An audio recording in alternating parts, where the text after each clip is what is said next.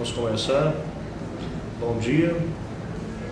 Vamos falar um pouquinho sobre a unidade 2, o módulo de teoria dos jogos. Né? O objetivo dessa unidade, né, segundo o nosso querido professor Samuel, é justamente representar os jogos, ou procurar mostrar para vocês como você pode representar um jogo, tá certo? Esse módulo é interessante porque é um módulo basicamente metodológico, tá?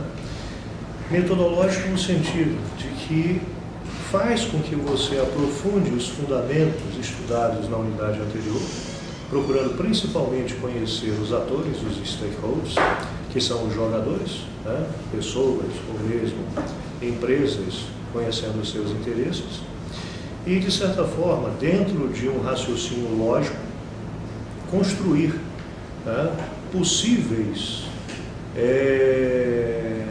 decisões frente aos desafios, né, dos problemas apresentados.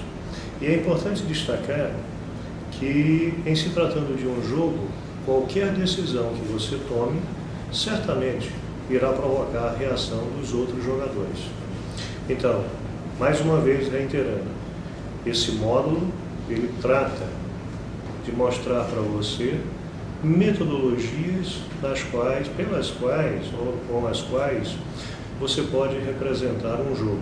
Mas o mais importante de tudo é você conhecer os atores e, de preferência, conhecer as suas estratégias frente a possíveis problemas relacionados ao mercado, relacionados à economia.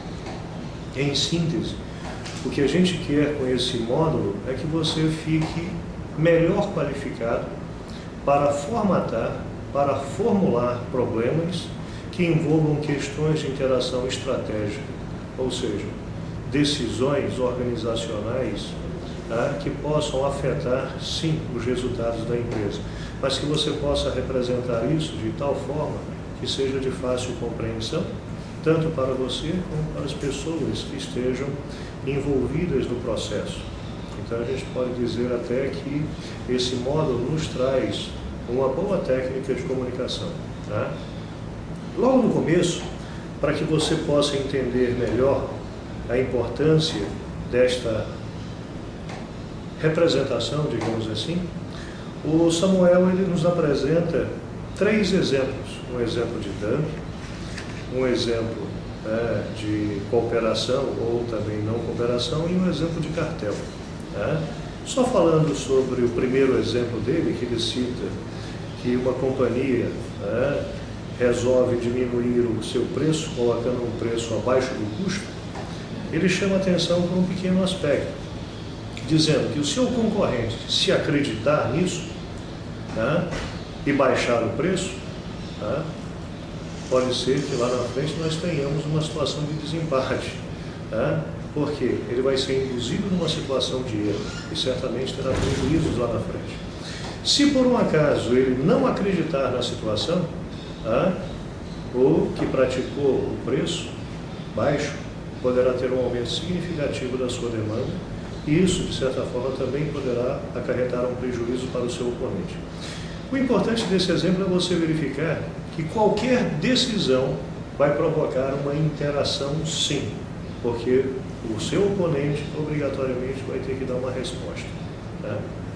E essa resposta poderá ser uma resposta que agregue valor patrimonial ou não, que promova retorno de capital ou não. E se o nosso foco é econômico, nós temos que, sim, ter um raciocínio lógico, usar da racionalidade, partindo do pressuposto que os jogadores também são racionais, e dentro desse pressuposto, a gente construir uma decisão lógica, uma decisão razoável. No segundo exemplo, só para ilustrar um pouquinho, já que eu fiz uma observação aqui, a gente pode verificar que quando 2 empresas que tecnicamente elas são concorrentes, elas podem se juntar para uma cooperação quando se trata de planejamento, de pesquisa e desenvolvimento. Mas, em um momento ou outro, elas podem romper essa cooperação. E aí vem vários exemplos. Agora, dentro desses 3 exemplos apresentados aqui, Né? O que chama a atenção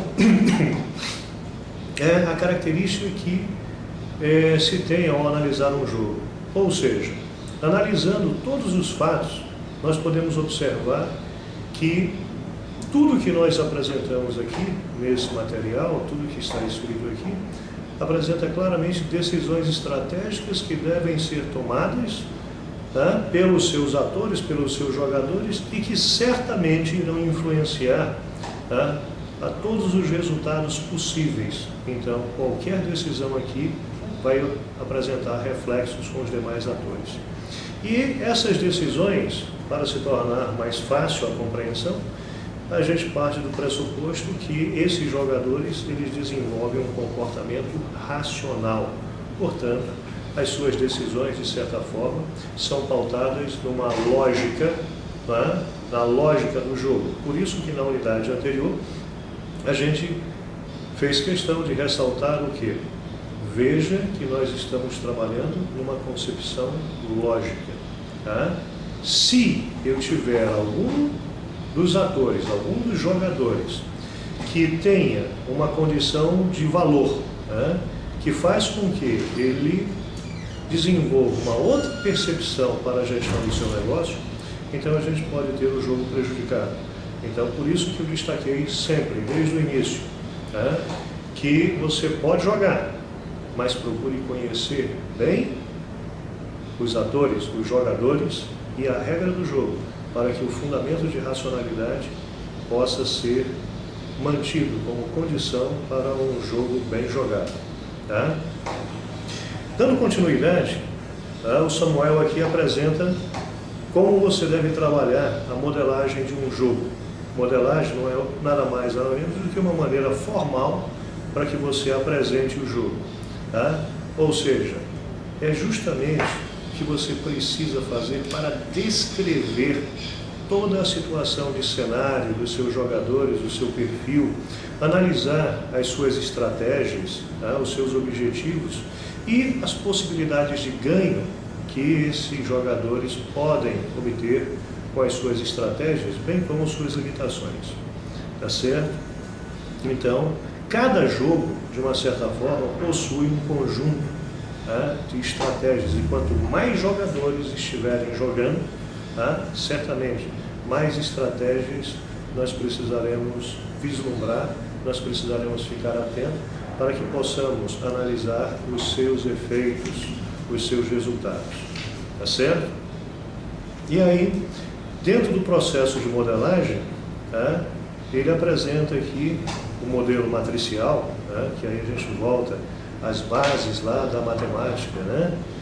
Quando a gente começa a estudar um pouquinho de matriz, mas aqui é para mostrar que se eu tenho um ou mais atores, um ou mais jogadores, tá, cada jogador pode ter uma ou mais estratégias, tá, para enfrentar os problemas.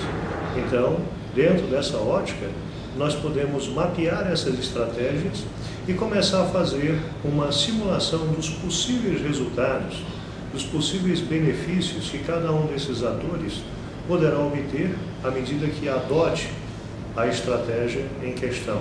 Tá? E podemos também analisar os reflexos de tal decisão nos demais atores. Isso aí nos leva a fazer o chamado combinação estratégica, porque combinação não é nada mais, nada menos do que avaliar uma decisão e os seus efeitos nos vários atores envolvidos no processo. Tá certo?